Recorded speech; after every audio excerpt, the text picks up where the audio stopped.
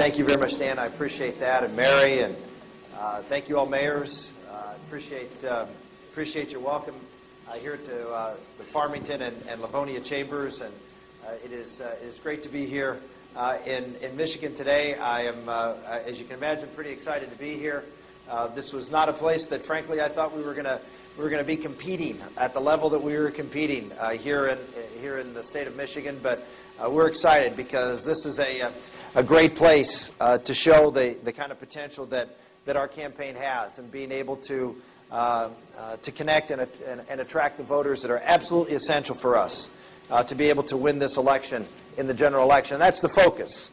That's what primary voters, that's what we're all focused on, is, how can we put our best foot forward in making the kind of changes that are necessary to be successful in turning this country around, and who's the best person to carry that baton, if you will, into the general election. And so I've really been looked forward, as I've been traveling around Michigan, to the opportunity to talk about those big issues and ones that connect to the industrial heartland of America. And I always mentioned, as a kid from growing up in western Pennsylvania, that if our Republican nominee for president can win in Pennsylvania, which, if you look at the front page of the USA Today, we're running ahead of Barack Obama in Pennsylvania today. If he can win in Ohio, and we're doing the same thing there, and then can come here to Michigan and win, you can go to bed at about 11 o'clock at night, because this election's over, and we will have been there. We'll be the next president of the United States. That's sort of the message that we're delivering. That the hope and optimism that we've been talking about, the importance of getting our economy turned around and producing things again, both producing energy, producing manufactured goods, and processing the natural resources that we have. That is the heart and soul of revitalizing the economy of this country for everyone in America. And that message is one that I've been out there talking about since I started my first town hall meetings in Iowa and New Hampshire and South Carolina. We've done about 850, over 800. I think we're a little over 850 of these type of events where I've gotten up and talked to folks. This is a little better, higher, more people than I was used to, and we've done town hall meetings with as many as a few thousand to as few as one. And if you're looking for someone who will persevere, someone who will not be deterred by what the pundits tell you that you should believe or that you have to do, who will stay true north in what they believe in, someone who's authentic, someone who is persistent, someone who can take and make big things happen with a little bit of money, which is what we need a lot more of in Washington, D.C., someone who can take and wage a battle on ideas, not by beating up your opponent or outspending them 10-1, but actually going out and running a race that elevates the discussion, brings in things that maybe even people don't want to talk about, but that are important aspects of American life. Ladies and gentlemen, this is the kind of change that we need. We need the kind of change that's going to be big in Washington, D.C. Not some minor change, not some reshuffling of the deck chairs, but a real fundamental change in the size and scale of government, the role of government in your lives, and the role of government in the business community. That's the kind of scale we've been talking about. Our tax plan. The Wall Street Journal calls it a bold tax plan. They don't necessarily agree with all of it. I don't really care if they agree with all of it. This is a tax plan that isn't conforming to any type of school of economics. Because America has its own destiny. We don't fit into a school. We do our own, we cut our own path. We're Americans. We can do things differently. And we can be successful at doing them. But our plan is bold. It doesn't just, take an existing tax code and play around with it in 59 or 69 or 89 different tweaks. What we do is fundamentally wholesale change it. Not wholesale in the sense that it's a shock to the system. It's a simplification of the tax code. It's a simplification that cuts rates and spurs economic activity, both on the individual side and on the corporate side. Because that's what I hear from businesses. I traveled around the country. I heard that we're tired of the complicated tax code that we have. I'm tired of all of the regulatory compliance that we have to do and the tax compliance work that we have to do. That we have to have a tax code that's simpler and predictable, something that's going to be set in stone. And so I put forward a plan that can pass, but also can pass and hopefully attract bipartisan support so we can do what we haven't been able to do with the tax code in the past, actually pass a permanent tax change. We've always had to pass them through a budget process which limits the time of which these tax changes go into place. Why? Because we've never been able to get 60 votes in the Senate. So I put forth a bold plan that will get this economy going, that has a chance of attracting people from both sides of the aisle to get it done. Not because it's not a conservative plan, it is, but it's a plan that's smart and looks at trying to be inclusive and making sure that everybody in America rises. So our plan does cut the corporate tax in half, 35%, 17.5% to 17.5%. Makes it basically a net profits tax. Simple. No deductions, no bells and whistles. One tax credit, the R&D tax credit. That's it. We make it permanent, 20%. We get rid of the AMT. We cut dividends and capital gains by 20%. But we have a flat tax, expensing of everything. The small guy and the big guy pay the same rate. You don't have to hire an army of tax attorneys and accountants to do your tax returns. We create a level playing field for everybody to compete, let the best ideas, the innovation, the efficiency, let that determine who's winning and losing, not whether you can game the tax code to your advantage. We change it a little. We have a little different idea for manufacturers. Why? Because manufacturers don't have to just compete against other manufacturers in this country. They have to compete against foreign countries that desperately want our manufacturing jobs, and by the way, have done a pretty good job of taking them. And we need to have a tax code that reflects the cost that government puts on manufacturers in this country that makes us less competitive against the rest of the world. The National Association of Manufacturers have said that we are 20% more expensive to do business in this country as manufacturers than our 9 top trading partners. Obviously, some countries we are more than 20% less competitive, others less. But we're not going to continue to see good-paying jobs for all skill levels, which is one of the great things that manufacturing does. It allows good-paying jobs for all skill levels and the ability for folks with minimal skills to rise as they get better training, up the income ladder, which is what has made communities like this possible because of that ability to move, that income mobility. Manufacturing provides that uniquely in our economy and in every economy. That's why everybody wants those jobs. Everybody wants to make things here because of the wealth multiplication factor, the economic dynamism of manufacturing and making things. Well, we've put together a plan that says we will compete now with these other countries by eliminating the corporate tax of manufacturing activities. And by saying that if you did manufacturing activities outside of this country and you profited, instead of having that money sit overseas and if it's brought back be taxed at 35%, we say if you invest it in plant and equipment in this country, you won't have to pay any taxes at all. It's a huge incentive for companies that make things overseas to bring that production back here and reinvest their profits here in America, to create jobs here in America, now in an environment where they can be profitable and not have the government tax them. And a regulatory environment that is equally as working with business as opposed to penalizing and trying to micromanage business. I know all of you as business people probably here, they're going to tell me the same thing. It's the level of uncertainty of what the government's going to do next. It's the next regulation or the reinterpretation of that regulation. And of course, with this administration, you know it's going to be hostile. It's going to be punitive. It's going to be, we know better how to run your business. And by the way, don't bother calling. We'll talk to you when you break the law or you violate the regulation, and then we'll nail you. But we don't want to work with you. We don't want you to comply. That's not our job. Our job is to go out and find people who do bad things and then prosecute them for doing it. We're going to have a very different attitude. We actually want business to be in America. We actually have people that answer the phone. and say, we'll work with you, and we'll talk with you. We're going to help you comply. We want this country to be cleaner and safer, not just make money for the federal government by penalizing violators. And we're going to repeal every single high-cost regulation the President has put in place. Every one. Last year alone, the President set a record for regulations that cost the American economy over $100 million a year. 150. The previous average under the last two administrations, including Clinton, was 62 a year. This President's blowing it out of the water on about every front.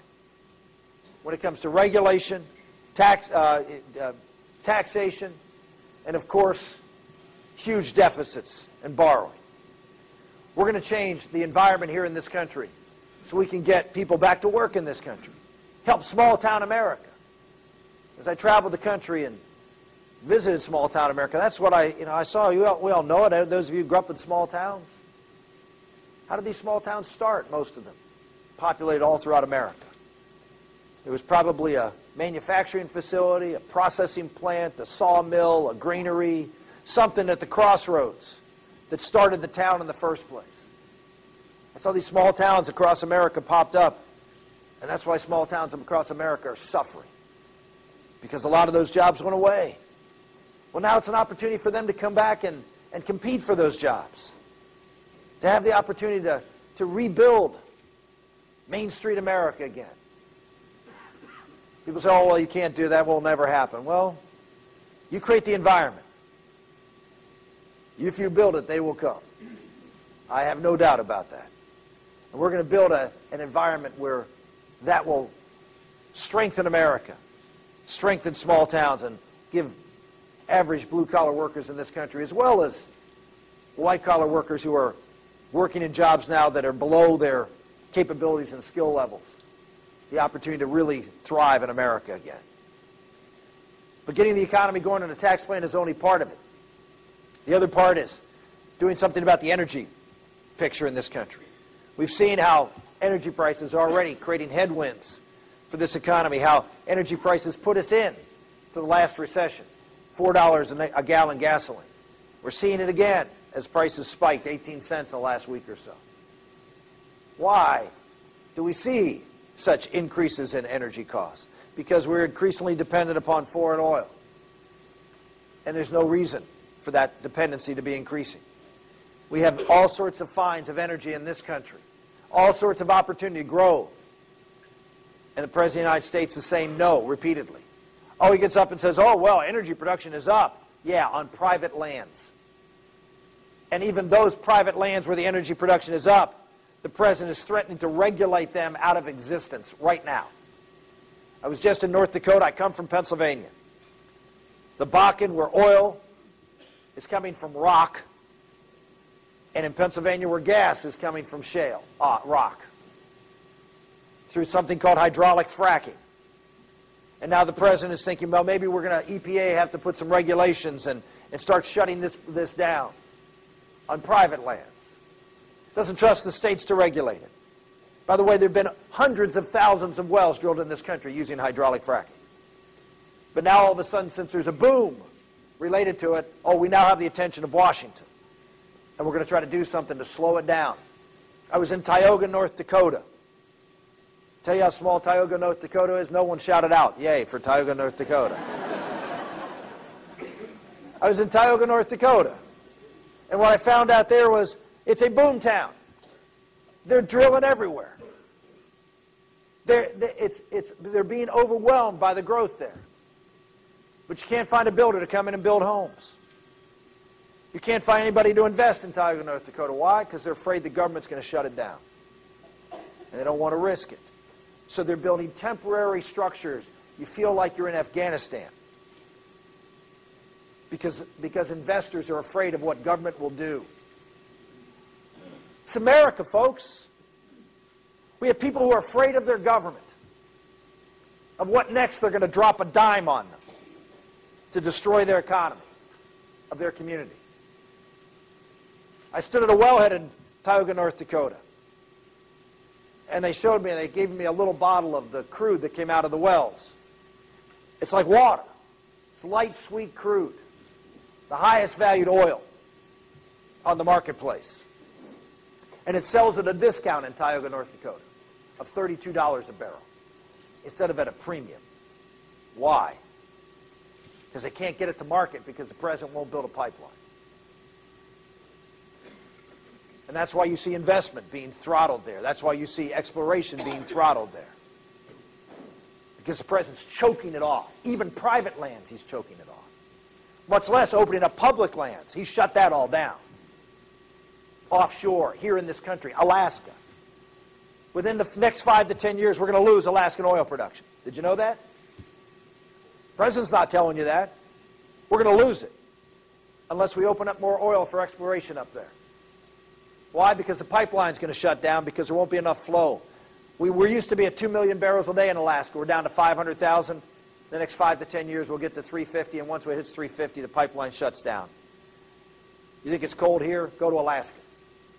Try to flow oil to a pipeline at the temperatures that it has to flow. They heat the oil before it goes in, but if the flow isn't enough, it just doesn't move. And so we'll shut down all oil production in Alaska, maybe within the next 5 years. Maybe it's already too late for us to keep those wells continuously functioning. President talk about this? Does he talk about other oil that's going to go offline in Mexico? They're going to become an energy importer, not exporter, in the next 5 to 10 years. 1.5 million barrels a day there. Chavez in Venezuela, 2.5 million barrels a day coming to the United States. China's building a refinery. That's going to be gone in the next 5 years. 4 to 5 million barrels a day coming to the United States. It's going to be gone. And what's the president doing? Not building a pipeline to get the oil from our fields and from Canada into this country. Why would you do that? A pipeline over an area that already has pipelines all up and down that area. Radical environmentalists win over jobs and cheaper and affordable energy and national security here in this country. We're going to go out and talk about the big issues of the day. We're going to talk about how we need someone who has a record that can go up against Barack Obama and take him on. Take him on the economy. Take him on national security. I'm the person in this race with national security experience. 8 years on the Armed Services Committee. Author of major pieces of legislation dealing with the Middle East, in particular Syria and Iran. 2 sort of important countries right now. And no one has done more work on that than I have. We've got bold and strong plans about how to make America safer and respected. Not the weak horse that allows radicals to then try to intimidate us like what's going on in Afghanistan today. Because we go out and fall over ourselves to apologize for something we didn't have to apologize for. We made a mistake. The response was deliberately killing Americans. That's not a mistake. And we should stop apologizing for America and stand up and defend our troops when they should be defended.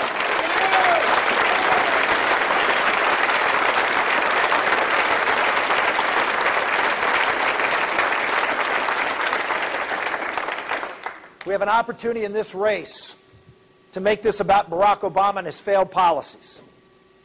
And we need a candidate who can make that point, who can make it on the big issues of the day.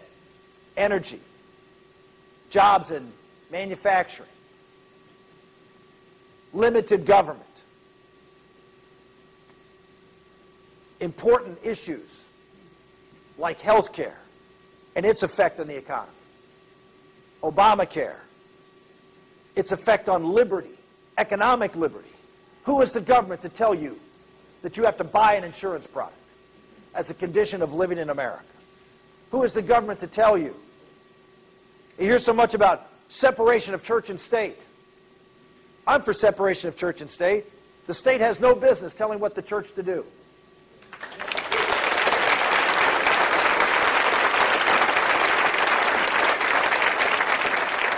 But the separation of church and state that our founders believed in, which is what I just described, has now been turned on its head.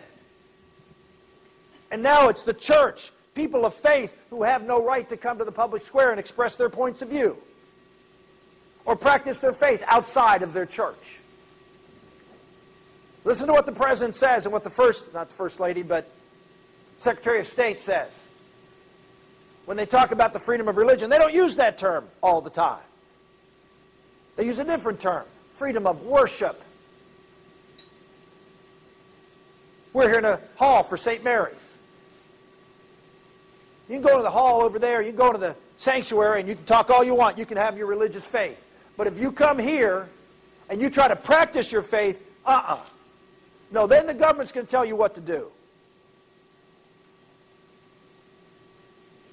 Is that how you interpret the First Amendment? Freedom of worship is not just what you do within the sanctuary. It's how you practice your faith outside the sanctuary. And at least in America that I grew up in, and that used to be around, that was freedom of religion. That was what this country was founded upon.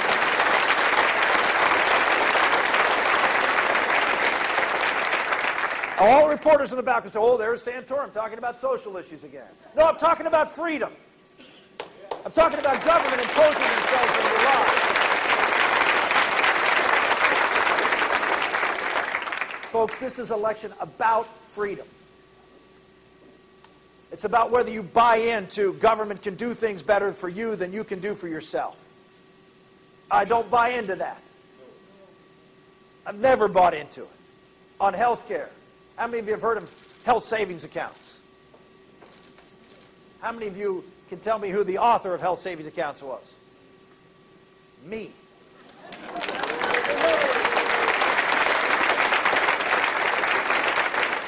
20 years ago, I introduced a bill with John Kasich, who's now the governor of Ohio.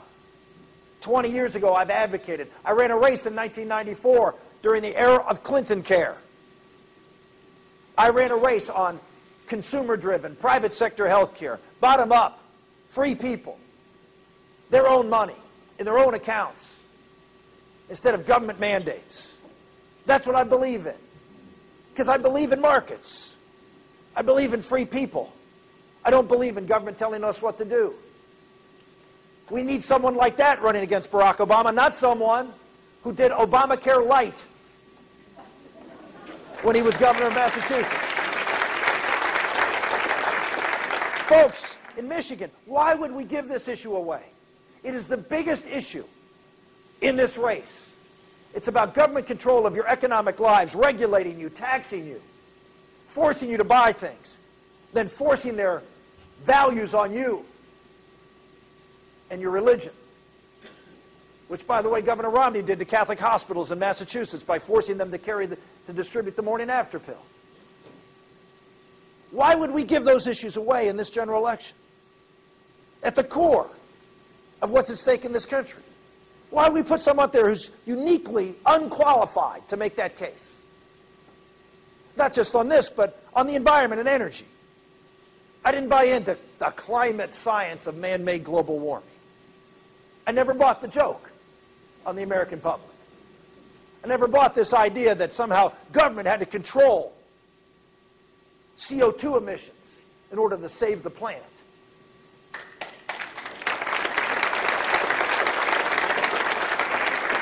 And we found out, not surprisingly, that climate science was really more political science.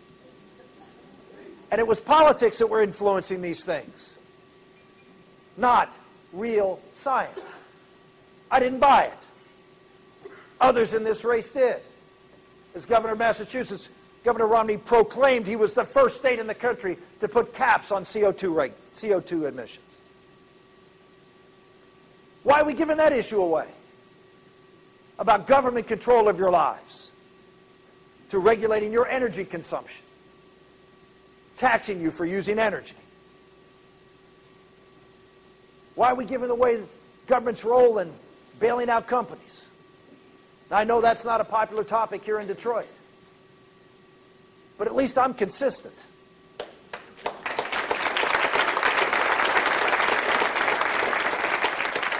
I grew up in a steel town. I saw the devastation of the names as big as GM and Chrysler, who are no longer around in the steel industry, who were the behemoths of the Fortune 500. And they're gone, many of them. Why? Because the government wasn't there to bail out the steel industries in the 70s and 80s. And you know what? It was painful. A lot of people lost their jobs. It fundamentally changed the character of southwestern Pennsylvania and other places around the country. But we're back. And we're diversified. And we're profitable. We have dynamism in our economy that we didn't have when we were a fairly narrow economy dealing with just manufacturing and steel. It was hard, but markets do work and people do adapt. That's what America's always been about. Not government coming in and preserving a structure, not an industry, a structure of the industry. The idea that we preserve the industry. If we'd have bailed out the steel companies, no, we would have bailed out the structure for the industry, but not the industry. That's why I opposed the Wall Street bailouts. We kept all those companies in business instead of letting those who did things that should have caused their companies to fail and pay the price for doing so fail. Would everybody in America get hurt? Yes. And guess what? Everybody in America is being hurt. And will continue to be hurt. And will be hurt even more that we've now set the precedent that government is going to come in and involve itself anytime businesses get in trouble by taking over and picking winners and losers. This is not a good thing for our country, folks. It goes against what makes America work and work well. Capitalism is painful. We all know that.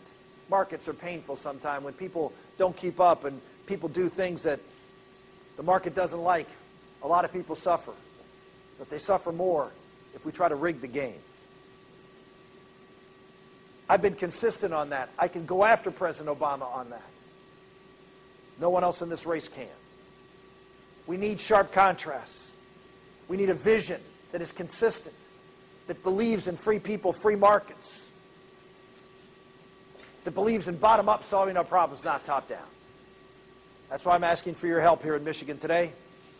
That's why I look forward to hopefully a great night tomorrow and at least the opportunity to go out and try to paint this positive, hopeful, optimistic vision about someone running for president who actually doesn't want to run for president because they want to be the most powerful person in the world. They want to run for president because they want to turn the power of this country back to the American people.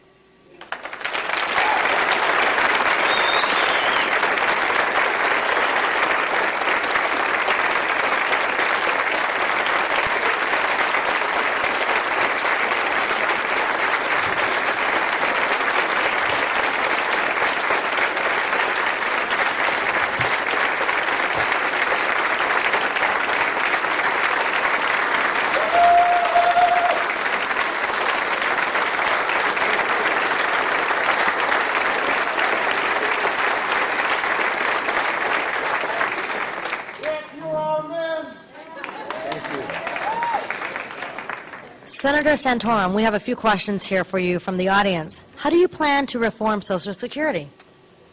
This is a great topic. And by the way, did my daughter come in here? I didn't introduce her. Is she around here? Is anybody know? She here? She's out. I just want to introduce my daughter Elizabeth, who's traveling with me. We have 7 children, and I try to have at least somebody in the family to keep Dad in line. We have 2 in college, so need I say more? They keep me in line, and my daughter Elizabeth is here with me, and so when she comes out, I'll certainly introduce her.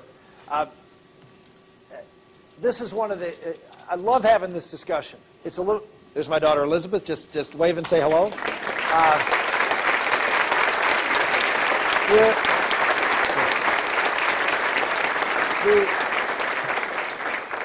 This is a great topic because it is, in a nutshell, the problem in Washington, D.C. The problem in politics in America today. Social Security is in trouble. It is spending more than it takes in. And the President of the United States in the last 2 years has decided that he's going to make that situation worse by cutting Social Security taxes. Well, already there isn't enough money to pay benefits. Not something that you would think would be a good idea for someone and a party that has, over the course of the last several decades, criticized anybody for touching the Social Security Trust Fund. Said, Republicans want to destroy Social Security. They want to make it unstable. And so now, when they've run out of ideas how to get the economy stimulated, they don't want to reduce taxes. Their ideas of increasing spending don't work and aren't popular. What do? They cut the payroll tax and defund Social Security and put in hundreds of billions of dollars in debt every year. That's politics. There's no principle left on their side with respect to the Social Security system. They've now thrown it all in.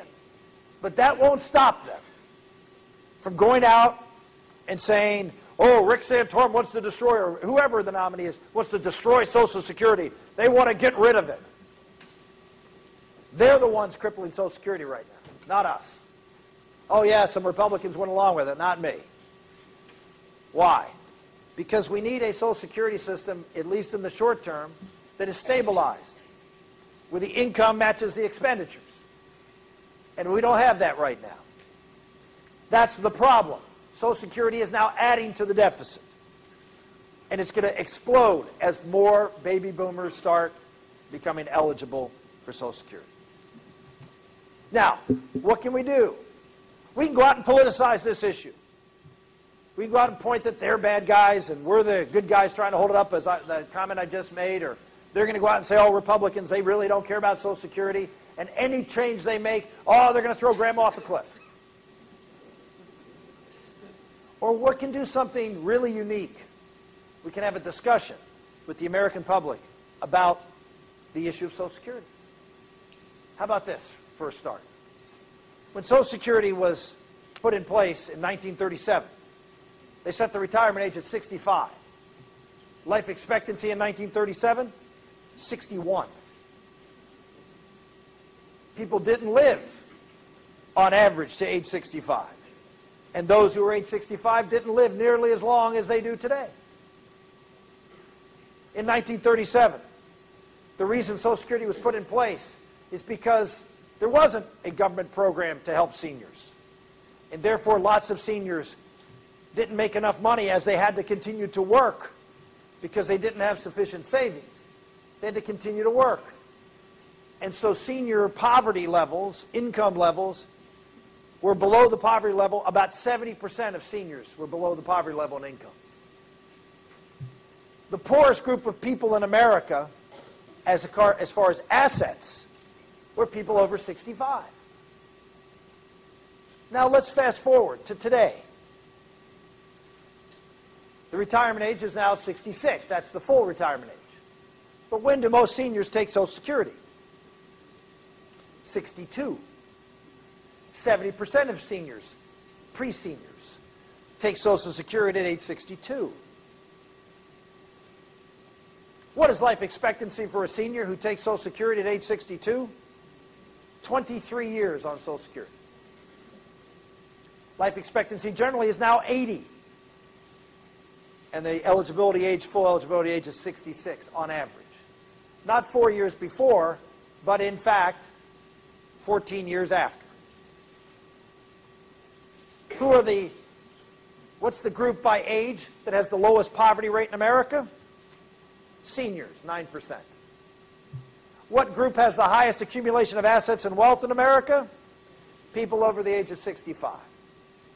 Now, when we fix the Social Security system, how many people think we should tax younger workers more money to transfer more wealth to people who have the lowest poverty rates, are going to spend 23 years on Social Security, and have the most wealth accumulated? Raise your hand.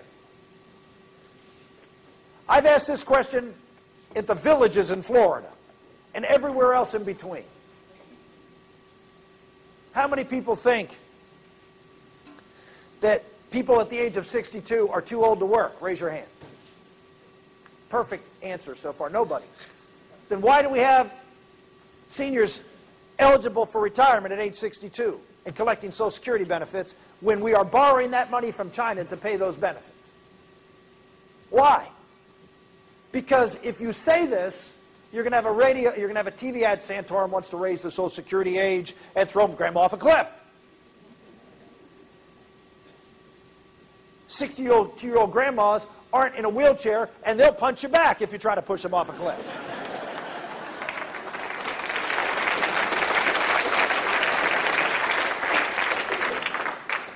Folks, the country changed since 1937, but Social Security hasn't.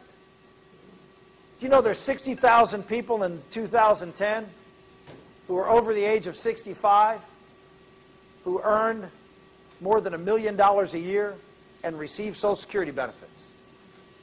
Think we could say to them, hey, how about doing without a cost of living increase next year? Anybody object to that? Look, for seniors who need Social Security benefits, that's one thing. But to pay Social Security benefits to people who don't need it, people who are young enough and should be out there providing for themselves and not collecting Social Security benefits. But people make economic choices. I don't blame them at all. They make economic choices, what's best for them. These are benefits, they paid for it, and so it's available, they'll take it. But we can't afford to do this anymore. And so, how about, anybody here 61? Nobody in the room? There's one 61-year-old. Two. The rest of you, I noticed no women put their hands up. But I'm not going to say anything. But anybody who's 61, either of you. Now, would it be a great inconvenience to you if the government, if we passed a bill saying that instead of being able to take your eligibility for Social Security at 62, that you had to wait till 62 in 1 month? Would that dramatically affect your life? Of course not. But it would save money. It would start putting this program into solvency. We start making these gradual changes now. As bold as Paul Ryan's budget is, he doesn't talk about Social Security in that budget. Why? Because he doesn't get the chance in front of the national media to have this 5-minute discussion with the people of America. And this president will not tell you what I just told you. Because he'd rather play politics. He'd rather divide one group against another so he can get people afraid so they'll vote for him. That is not leadership. That is not what we should expect from the President of the United States.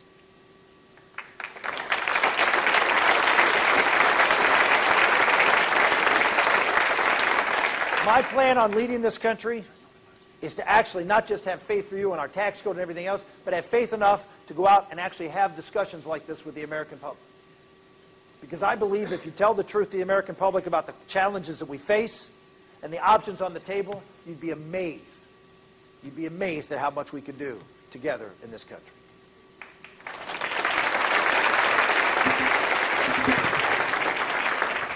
Your staff tells you we got time for about one more question and we have to move on.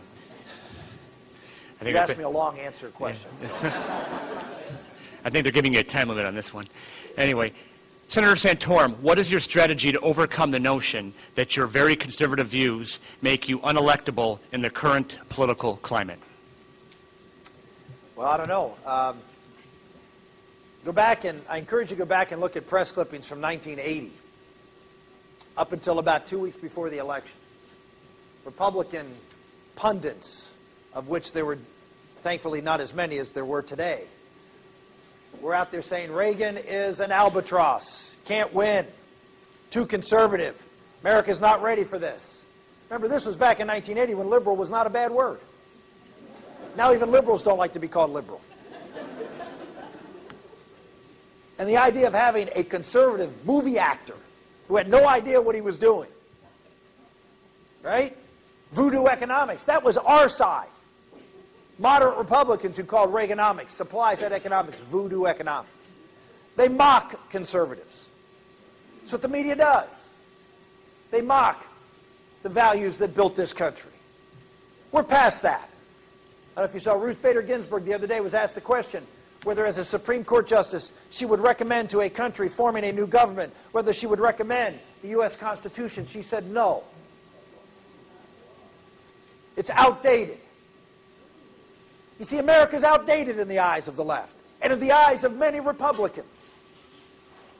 This idea that I've been talking about, which is liberty, free people, bottom-up solutions to problems, building strong families, yes, churches, community and nonprofit organizations, local schools in control, families taking responsibility for basic things that, well, families used to take responsibility for. That's anachronistic. It won't work in America again. What will work then? It's just a matter of how much government we're going to have, not whether government's going to control your life, but how quickly and how much. If that's where we are in America, so be it. But I'm going to stand up and provide a voice for a different vision for our country. One that worked to transform the history of the world. And that so many in the Democratic Party and on the left, not all, thankfully, and now increasingly those on the right, think just is a bridge too far to believe in again. Well, we'll wait and see where the American public is on this. We know where the media is. They'll take every comment and everything and they'll just blow it up and try to make a big issue out of something that isn't.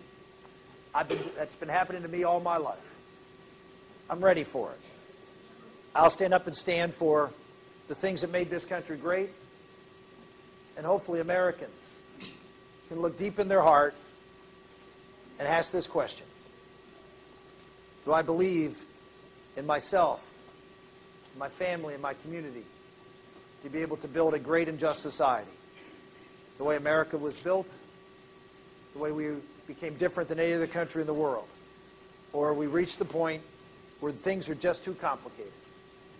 Things are just too difficult, and that we need someone else to make these decisions for me.